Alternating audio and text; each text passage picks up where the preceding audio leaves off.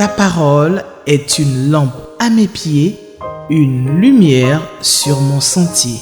Psaume 119, verset 105. La méditation.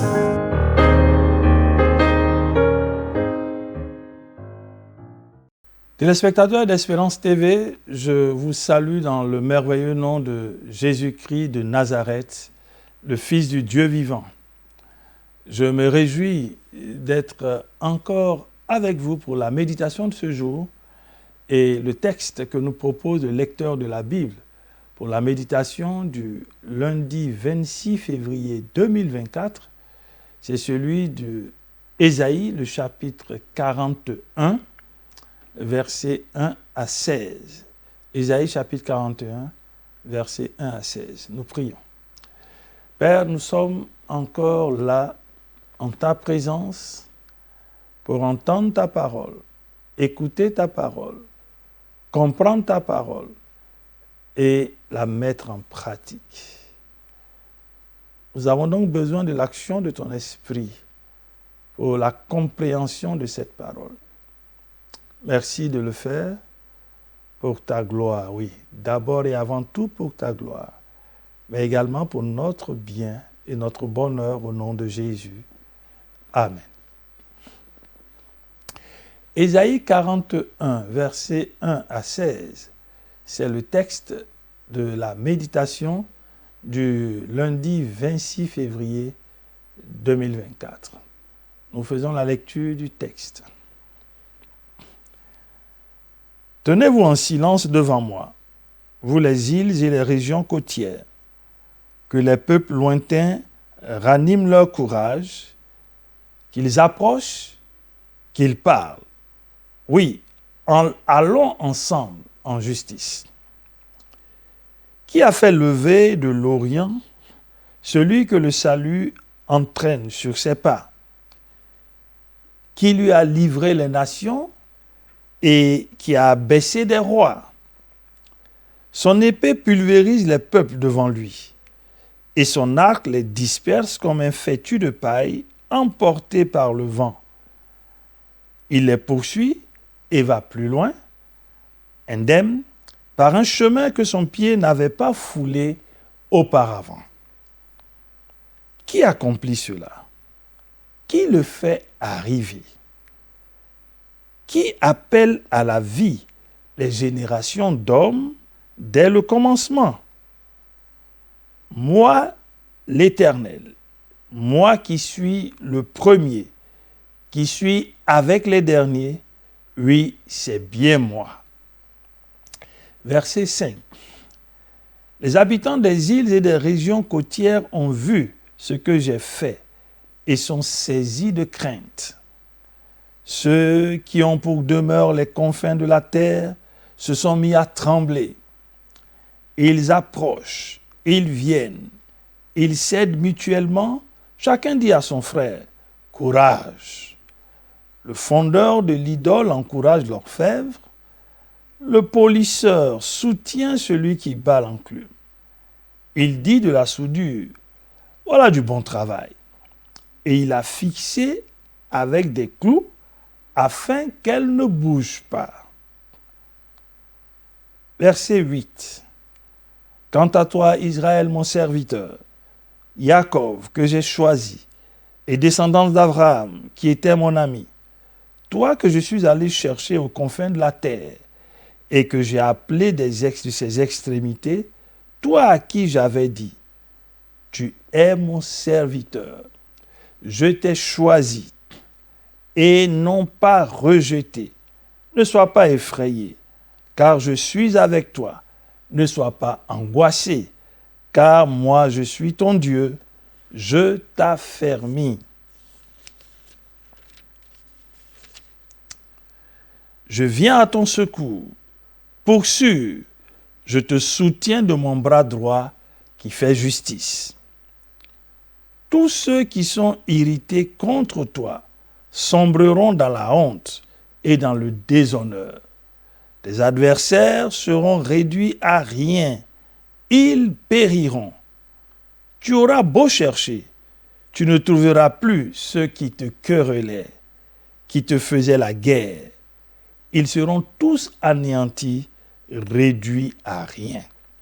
Verset 13. Car c'est moi, l'Éternel, qui suis ton Dieu. Je saisis ta main droite. Je te dis, sois sans crainte. Je suis là pour t'aider. Sois donc sans crainte, vermisseau de Jacob, ô petit Israël, car je viens à ton aide. L'Éternel le déclare. Celui qui te délivre, c'est le Saint d'Israël. Voici, je fais de toi un traîneau de battage tout neuf, armé de pointes. Tu battras les montagnes, tu les broieras, tu rendras les collines semblables à la paille. Verset 16. Oui, tu les vanneras, et le vent les emportera, l'ouragan les dispersera. Mais toi, tu placeras ta joie en l'Éternel et ta fierté dans le Saint d'Israël. Amen. Ésaïe 41, versets 1 à 16, c'est le texte de la méditation du lundi 26 février 2024. Le texte nous donne de comprendre 3 choses importantes. La première, c'est que Dieu est capable de susciter un libérateur. Et un libérateur ne vient pas pour imposer un joug, mais il vient bien pour libérer. Dieu est capable de susciter un libérateur. La deuxième chose importante, c'est que Dieu se choisit un serviteur avec lequel il veut œuvrer pour l'honneur de son nom. Et la troisième chose, c'est que Dieu combat pour nous.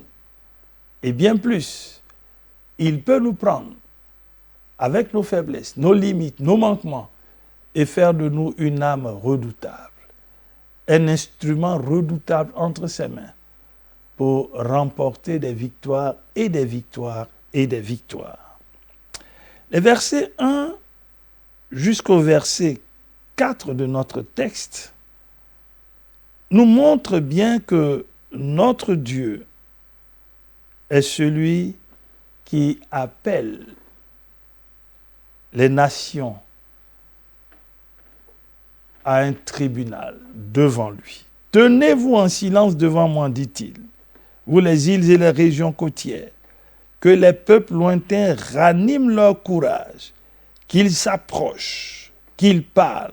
Oui, allons ensemble en justice. C'est donc l'image d'un procès.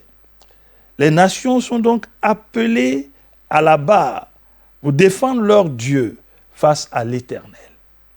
Rappelons-nous que notre Dieu est le juste juge. Et la Bible dit que c'est lui qui juge toute la terre. Dieu appelle donc les nations à un procès.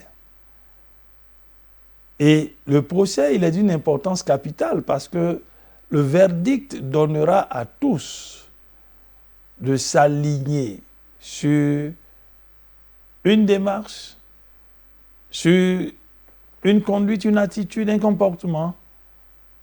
C'est pour cela que chaque fois que nous allons en procès et que nous avons un verdict, quand le verdict est donné, nous sommes tenus de nous conformer au verdict. Dieu appelle donc les nations à un procès.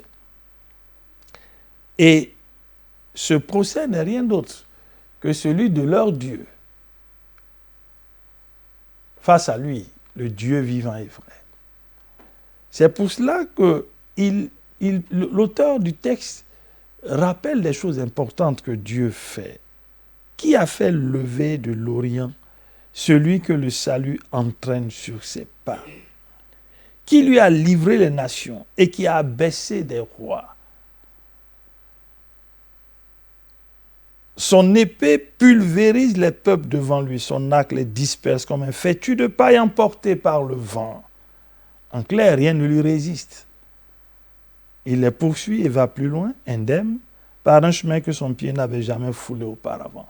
Dieu nous montre, chers frères et chères sœurs, qu'il est Dieu, il est souverain. En interrogeant l'histoire, on peut comprendre qu'il s'agit vraisemblablement de Cyrus, que Dieu lui-même a suscité. Cyrus qui a conquis des terres, Cyrus qui a conquis Babylone, Cyrus qui est devenu un roi puissant. Et ça, c'était par la vertu de Dieu. Parce que quand Cyrus conquiert Babylone, il a donc un territoire immense sur lequel il règne. Et c'est justement de par cette position que Dieu va l'utiliser encore pour qu'il demande à tous les Judéens de son empire qui veulent retourner en Juda de le faire pour rebâtir le temple de l'Éternel. Parce que Dieu lui a parlé. Dieu s'est révélé à lui. Dans Isaïe 45, et on se souvient, Dieu l'appelle même mon serviteur. Il est donc important de comprendre que notre Dieu est souverain.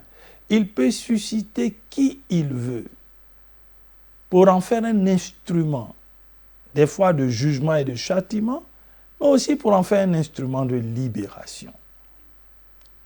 D'ailleurs, ce qui prouve encore que Dieu est à la manœuvre, le verset 3 nous dit « Il va plus loin, indemne, par un chemin que son pied n'avait pas foulé auparavant. » Donc Dieu sait par quel chemin les faire passer.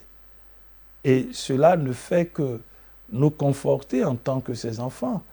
Quand nous prenons en compte cette vérité de la parole de Dieu, Dieu tient le cœur des rois comme un courant d'eau et il incline là où il veut. Oui, notre Dieu est souverain. Il fait ce qu'il veut. Il fait ce qu'il veut. Mais en tout état de cause, notre Dieu contrôle l'histoire de l'humanité. Qui accomplit cela? Qui le fait arriver? Qui appelle à la vie les générations d'hommes dès le commencement? Et puis, il répond, moi l'Éternel. C'est une affirmation du caractère incomparable de Dieu, le vrai Dieu, le véritable Dieu, l'unique. Il dit, moi l'Éternel, moi qui suis le premier et qui suis avec les derniers, oui, c'est bien moi. L'Éternel transcende le temps. L'Éternel contrôle toutes les circonstances. L'Éternel n'a pas de comparable. Moi, l'Éternel, il est le seul capable de faire de tels mouvements. Il est le seul capable de parler au cœur des rois, de les susciter comme des instruments pour accomplir son œuvre. Chers frères, chères sœurs, chers téléspectateurs, nous devons bénir ce Dieu et nous devons nous réjouir de lui appartenir. Parce que dans ce monde pervers, dans ce monde qui va à la dérive, notre Dieu en a encore le contrôle. Et c'est lui qui fait concourir les événements. Donc, lui appartenir, être avec lui, est rassurant. Moi, l'Éternel qui suis le premier, qui suis avec les derniers, c'est bien moi, dit-il. Et à partir du verset 5, on comprend comment les nations sont saisies d'effroi en raison de la progression fulgurante de Cyrus. Les habitants des îles, des régions côtières ont vu ce que j'ai fait et sont saisis de crainte. Ceux qui ont pour demeure les confins de la terre se sont mis à trembler. Ils approchent, ils viennent, ils sentent, ils s'aident mutuellement. Chacun dit à son frère, courage. Mais on comprend ici que c'est révélateur. Les versets 6 et 7 nous montrent que plusieurs se confient en des dieux, à leurs idoles. Ils s'encouragent mutuellement. Le policier soutient celui qui bat l'enclume. Il dit à la soudure, voilà du bon travail. Et il la fixe avec des clous afin qu'elles ne bougent pas. Le prophète tourne ici en ridicule. Oui, vraiment en ridicule. Les vains efforts des fabricants et des adorateurs d'idoles. Ils font beaucoup d'efforts, mais ces efforts sont vains, parce qu'on le voit au verset 7. Il dit, elles ont besoin d'être fixées avec des clous, car elles sont incapables elles-mêmes de tenir debout. Elles sont incapables de tenir debout. Donc ces idoles qui sont fabriquées, elles ont besoin d'aide. On comprend donc qu'elles n'ont pas de pouvoir sur ce Dieu qui, lui, n'a besoin d'aide de personne et qui agit de lui-même, qui agit par lui-même, parce qu'il est tout-puissant. À partir du verset 8 de notre texte, Dieu décide de venir comme le Dieu des délivrances. Et il identifie Israël comme son serviteur, avec qui il a conclu une alliance. Il l'a tiré des confins de la terre. Et le prophète Amos nous dit dans son livre, au chapitre 3, Dieu dit, en parlant d'Israël justement, je vous ai choisi parmi toutes les familles de la terre. Donc Dieu a opéré un choix. Un choix qui ne lui a pas été imposé. Il l'a opéré de lui-même. Il l'a choisi. C'est pour ça qu'il rappelle dans ce texte qu'il est allé chercher ce peuple aux confins de la terre. Il a appelé de ses extrémités. Et il lui a dit, tu es mon serviteur, je t'ai choisi. Tu es mon serviteur, je t'ai choisi. Et non rejeté. Et Dieu rassure Israël. Ne sois donc pas effrayé. Chers frères, chères sœurs, chers téléspectateurs, ceux qui ont fait l'expérience de l'œuvre de la croix, ceux qui ont fait cette expérience, ils sont enfants de Dieu. Ils sont co-héritiers avec Jésus-Christ. Ils sont héritiers de Dieu. Dieu les a choisis, Dieu les a appelés, il les a choisis. Et il leur donne de devenir ses enfants.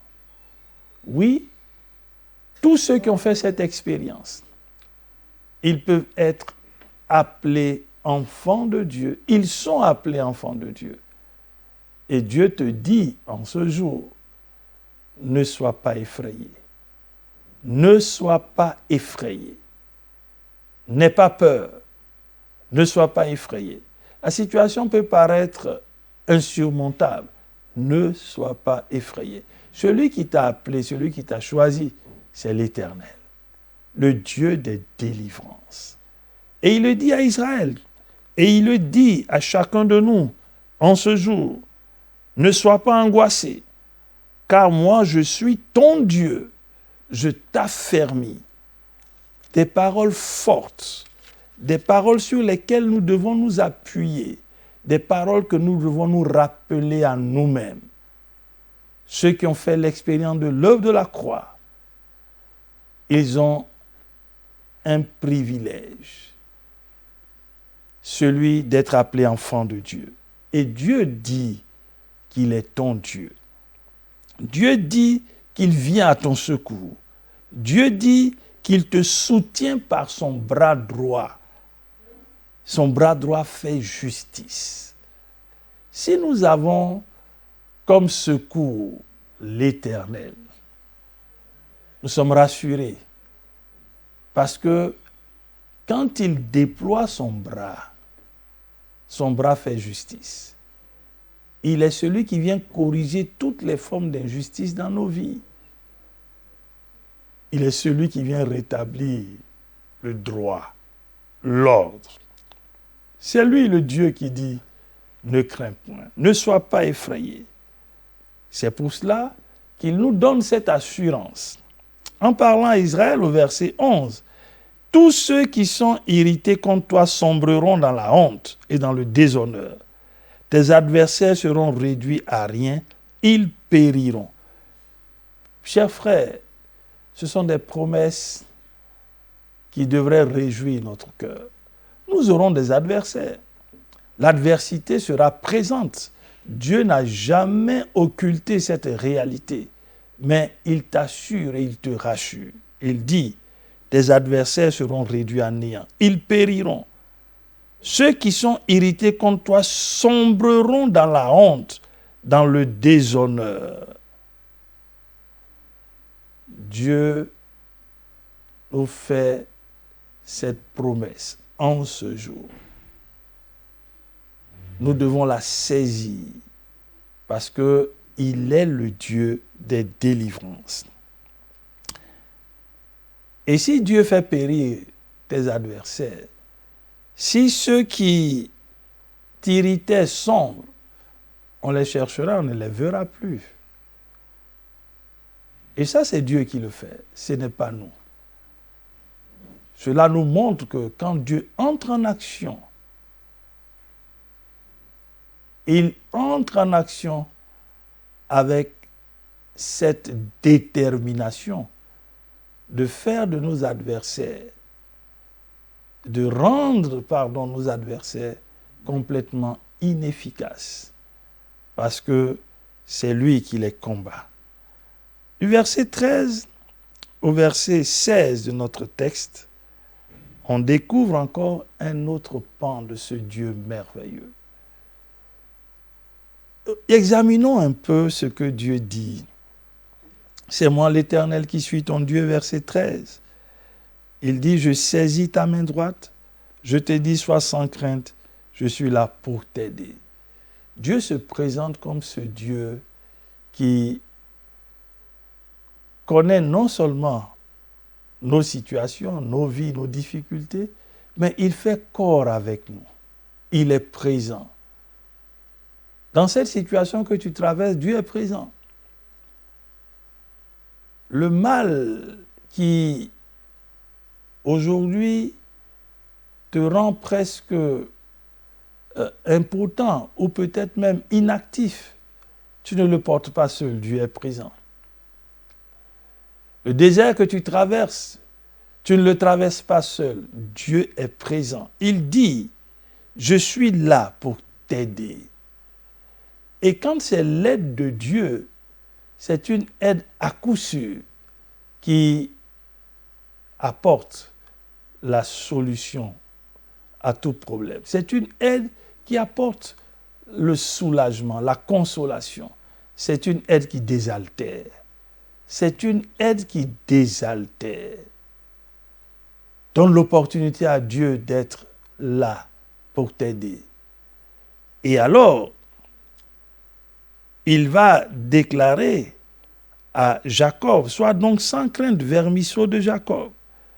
Bien-aimés, avons-nous réalisé qu'un vermisseau, c'est le plus petit des vers, qui est facilement écrasable, qu'on peut écraser facilement, détruire. Il n'est même pas effrayant à cause de sa taille. Et à la limite, voir un vermisseau ne ferait frémir personne. Mais Dieu dit à Jacob, tu es un vermisseau. Donc le regard qu'on a sur toi est un regard peut-être de dédain, peut-être de mépris, peut-être même d'opprobre ou de moquerie. Un regard peut-être même, on dirait, sarcastique. Un regard méprisant. Tu ne ressembles pratiquement à rien. Tu ne fais pas le poids. Tu ne fais pas peur. Tu es négligeable.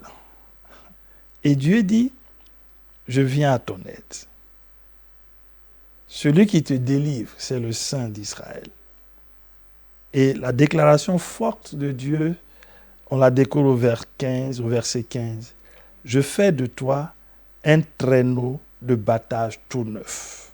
Oui, je fais de toi un traîneau de battage tout neuf, armé de pointes. Tu battras les montagnes. tu les broieras. Tu rendras les collines semblables à la paille. Oui, tu les vanneras.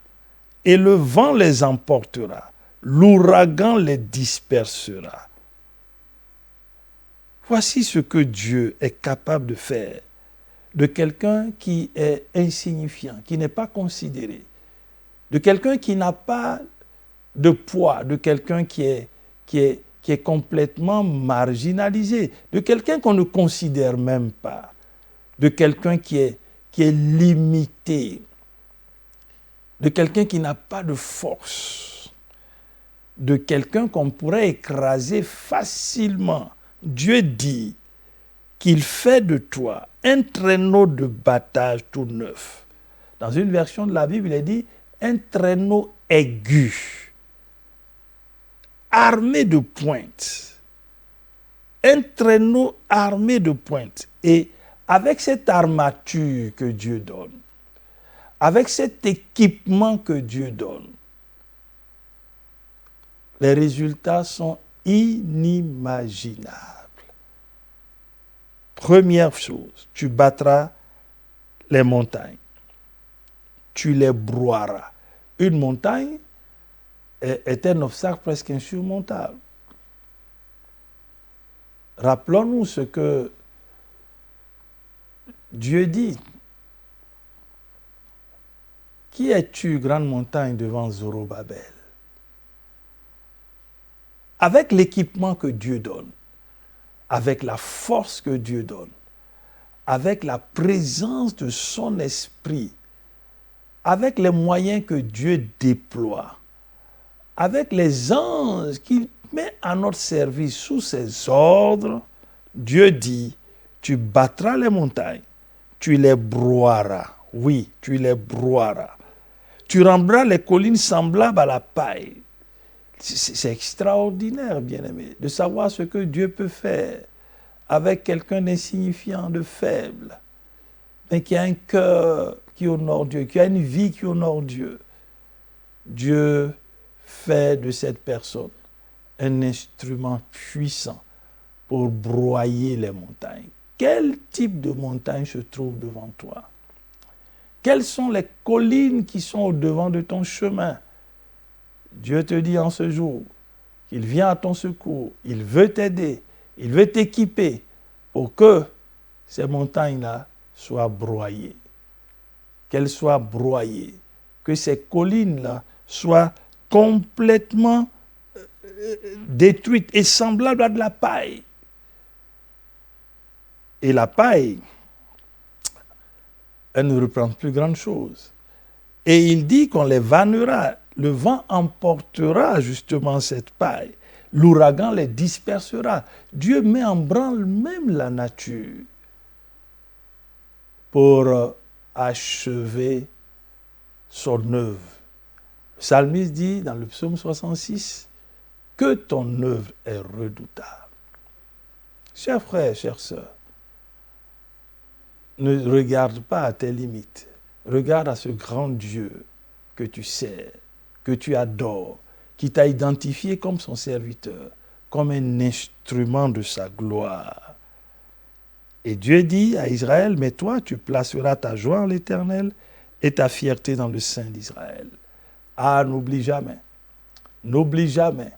que les victoires que Dieu te donnera de remporter, qui feront ta joie, tu dois l'exprimer en l'Éternel. Reconnaître que c'est lui, le Dieu, qui est venu à ton secours, qui t'accorde les victoires. Reconnaître que ta force, tu la tires de l'Éternel. D'ailleurs, l'apôtre Paul le dira, notre capacité vient de lui. Chers frères, chères sœurs, je t'exhorte à t'attacher à ce Dieu. C'est un privilège. Et il fera de toi un instrument devant lequel aucune montagne, aucune colline ne pourra résister. Aucune adversité ne pourra résister. Parce qu'avec Dieu, oui, comme dit le psalmiste dans le psaume 60, le vers 14, avec Dieu, nous ferons des exploits. Il écrasera nos adversaires. Qu'allons-nous retenir pour notre prière? Nous allons bénir notre Dieu de ce qu'il est souverain. Il utilise qui il veut pour glorifier son nom. Nous allons bénir son nom de ce que lui, Dieu déclare que c'est lui qui fait ces choses. Il contrôle l'histoire des nations. Nous allons bénir son nom de ce que Dieu est celui qui se moque des idoles.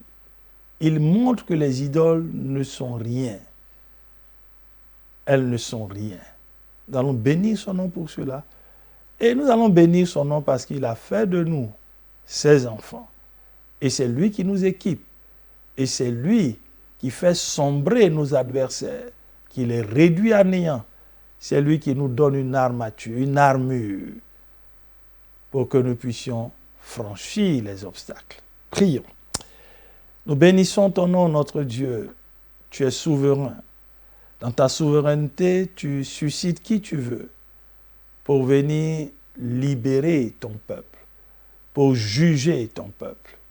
Merci parce qu'en tant que juste juge, tu déploies ton bras et ton bras fait justice. Et tu dis que tu es avec nous. Tu dis de ne point craindre, de ne point être effrayé. Oui, Seigneur, tu nous rassures. Nous te bénissons pour ces paroles que tu nous donnes en ce jour pour montrer que tu es avec nous et tu combats pour nous et tu fais de nous des instruments de ta gloire. Merci, Seigneur, de ce que tu nous donnes, d'avoir cette bonne attitude, de trouver notre joie en toi et que notre fierté se trouve en toi, le Saint d'Israël, l'Éternel des armées célestes. À toi donc la gloire et l'élévation, au nom de Jésus-Christ. Amen. Merci, chers téléspectateurs, pour votre présence. Nous nous retrouverons très bientôt. Shalom. Ta parole est une lampe à mes pieds, une lumière sur mon sentier. Psaume 119, verset 105. La méditation.